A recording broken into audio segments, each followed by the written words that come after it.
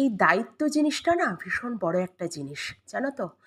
যারা পালন করে তারা সবসময় দোষী হয়, আর যাদের প্রতি এই দায়িত্ব কর্তব্যগুলো পালন করা হয় তারা বড় বড় জ্ঞান দেয়, ভাষণ দেয়, আর ওই দোষী বানিয়ে দিয়ে দিয়ে চলে যায়, জানো না? কেন বললাম এই কথাগুলো? চলো পুরো ভিডিওটা দেখতে থাকো শেষ অবধি, তাহলে নিশ্চয়ই জানতে পারবে। তো কেমন আছো তোমরা সবাই? আশা করি খুব খুব ভালো আছো। আমিও আছি বেশ। একটা নতুন ভিডিওতে তোমাদের সকলকে ওয়েলকাম। চলো খুব একটা শর্ট মিনি ভ্লগ শেয়ার করব তোমাদের সাথে। তো দেখতে থাকো শেষ পর্যন্ত। আশা করি খুব খুব ভালো লাগবে। দেখো সকালবেলা উঠে পড়েছি, উঠে আগে ঝাটপাট দিয়ে নেব। আর ছেলেটার স্কুল আছে, আর স্কুল থাকলে তো জানোই মর্নিংয়ে স্কুল মানে কি জ্বালা, একদম ভোরবেলায় উঠতে হবে। তো যাই হোক, তো উঠে পড়েছি, উঠে আগে ঝাটপাট দিয়ে নেই, দিয়ে বাসি ঘরে তো আর বেরোনো যায় না। তো ঝাটপাট দিয়ে নেবো, নিয়ে তারপরে ভগবানদের জাগাতে হবে, অনেক অনেক কাজ আছে, জানো না? অনেকে তো শুনি এত ব্যস্ত, মানে এত দেরি হয়ে যায় দু একদিন। অনেক মায়েরা গল্প করে যে বাসি ঘরটা অবধি কুড়ানোর সময় থাকে না, বাসি ঘরে নিয়ে চলে আসে। আর আমার তো আর হয় না, বা হওয়াতেও আমি চাই না, ভগবান করে না হোক। তো বাসি ঘর শুধু ঝাড় দিই না, সেই সাথে ভগবানদের জাগাবো, ওরা ভগবান দর্শন করবে, তারপরেই কিন্তু রওনা দেবে। আর শুধু উপরে না, উপরে নিচে দু জায়গায় ভগবান ঠাকুর রয়েছেন আমাদের, নিচতলা উপরতলা সব জায়গায় ঝাটপাট দিতে হবে, ঠাকুরকে জাগাতে হবে, তারপরে বাড়ি থেকে বেরোনো। তো যাই হোক, দেখলে বাসি কাপড় এই বাসি কাচে করে বাসি কাপড় চেঞ্জ করে তারপরে চলে এসেছি। এসে এখানে আগে সোনা বাবার টিফিনটা রেডি করে নেব। তো রেডি করে নিয়েছি, নিয়ে তারপরে আগে পুজো পার্বণ দিয়ে নেবো। আর এখন যেহেতু ফুল ফুটছে না, তো ছাদে ওই জন্য পরেই যাব। তার মাঝখানে সোনাবাবা স্কুলে রওনা দিয়ে দিয়েছে, সেই ভিডিও ক্লিপটা নেওয়া হয়নি। আর এই যে আমার পুজো পাঠও সব কমপ্লিট। তোমরা ভগবান দর্শন করো, ভগবান সবার ভালো করুক, সবার মঙ্গল করুক, এই প্রার্থনা সব সময় ভগবানের চরণে। আর এই যে আমার গোপুসোনা দেখেছো, এই গোপুসোনা কিন্তু আমাদের বংশ পরম্পরায় রয়েছে, ভীষণ জাগ্রত। তো যাই হোক, তারপরে চলে এসেছি ছাদে, নিয়ে যাবো ফুল। আর এখানে কুমড়োর ফুলও ফুটেছিল, সেটাও তুলে নিয়েছিলাম। আর এই গাঁদা ফুলগুলো আবার ফুটছে, যেহেতু একটু ঠান্ডা ঠান্ডা সিজন আসছে না, এই সময়টায় গাঁদা ফুলগুলো ফোটে, মাঝে বন্ধ হয়ে গিয়েছিল, তা আবার ফুটছে। যাই হোক, আর এখানেও ফুলগুলো সব তুলে নেব।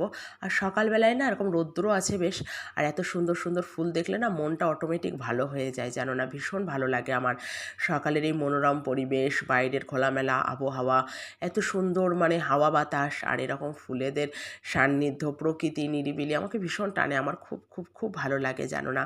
আমাদের দোতলায় যে ব্যালকানিটা আছে না, আমি ম্যাক্সিমাম টাইম ব্যালকানিটা এসে দাঁড়াই, আমার ভীষণ ভালো লাগে, জানো না? পাশেই তো একদম তো নদীর গায়ে, নদীর দিকে তাকালেই না মন ভালো হয়ে যায়, একদম শান্ত হয়ে যায়, আমার ভীষণ ভালো লাগে।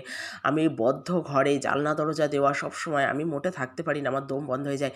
আমি ঘরেও যতক্ষণ থাকি না, আমি ঘরে খুব কম সময় থাকি, মানে আমার নিজের বেডরুমে আমি ওই সোফায় বসে থাকি, দেখবে আমাকে বাইরের চেয়ারে বসে থাকতে সবসময় আমি বাইরের সাথে একটু কানেক্ট করতে পারি বেশি ভালো। আমার ওই লোকজন, খোলামেলা, সূর্যের আলো, আলো বাতাস, এগুলো আমাকে মানে এগুলো ছাড়া আমি থাকতে পারি না। আমি দিনের ম্যাক্সিমাম টাইমটা আমি যদি ঘরের ভেতরেও থাকি, তা আমি দেখবে আমাদের ওই ড্রয়িং রুমে বসে থাকি সোফার উপরে, একদম জানলাটা দিয়ে সবসময়। আমার ওই বাইরেটা আর কি, বাইরের দিকে তাকিয়ে আমার খুব ভালো লাগে দেখতে ওইগুলো। আর ওইটা আমাকে ভীষণটা নেই সবসময়, যে ঘরের ভেতরে একদম খাটের পরে শুয়ে বসে থাকা। আমি যদি ফোনও দেখি, আমি বাইরে বসেই দেখি, জানো না? আমার ওই দম বন্ধ হয়ে আসে ঘরের ভেতরে। আর জানলা দরজা দিয়ে তো আমি থাকতেই পারি না, আমি সকাল হলে আগে জানলা দরজা যা আছে সব খুলে দিই, আলো বাতাস চলাচল না করলে আমার দম বন্ধ হয়ে যায়। আর মানুষ অসুস্থও হয়ে পড়ে, জানো তো? সবসময় ডাক্তাররা বলে আলো বাতাস চলাচল করবে, সকালে উঠে ঘরে জানলা দরজা খুলে দেবেন, কিন্তু এক শ্রেণীর মানুষ আছে বাবা, ওরা যে কী পরিমাণে জানলা দরজা দিয়ে থাকে কি বলবো। যাই হোক, সবাই একরকম না। তো চলো, যেটা বলছিলাম, যে যারা দায়িত্ব পালন করে, কর্তব্য পালন করে, তারা সবসময় দোষী হয়ে থাকে, জানো তো? আর যাদের প্রতি কর্তব্য পালন করা হয়, দায়িত্ব পালন করা হয়, তারা কি সুন্দর একদম ওই দোষীর তকমাটা দিয়ে চলে যায়, মানে একটু পানের থেকে চুল খসলে হয়, কি সুন্দর একেবারে ভিলেন বানিয়ে দেয়। তাই এটাই হলো মানুষের কাজ, জানো না? বলে না, যারা দায়িত্ব পালন করে না তারাই বড় বড় জ্ঞান দেয়, জানো না? যারা কিছু করে না, কোনো দায়িত্ব পালন করে না, আরে দায়িত্ব পালন করলে একটু ভুলভ্রান্তি হবেই, একটু ভুল ত্রুটি হবেই, হ্যাঁ, তাই বলে এইভাবে বলার কিছু নেই।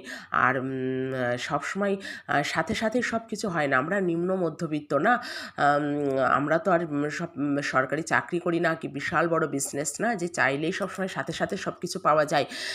কিন্তু কিছু মানুষ আছে বাবা, তাদের কোনো চাহিদা পূরণ, এক শ্রেণীর মানুষ আছে দেখবে, চাহিদা পূরণ করতে না পারলে, তাদেরকে কিছু দিতে দেরি হলে বাবারে বাবা, একেবারে সাথে সাথে তাদের কত অভিযোগ, কত কত অনুযোগ, কত কথা তাদের, কিন্তু সারা জীবন জুড়ে প্রতিনিয়ত যে মানুষটা দায়িত্ব পালন করে আসছে, তার প্রতি আমরা কখনো সহমর্মিতা প্রকাশ করি না, তার প্রতি কখনো আমরা সহনশীল হই না।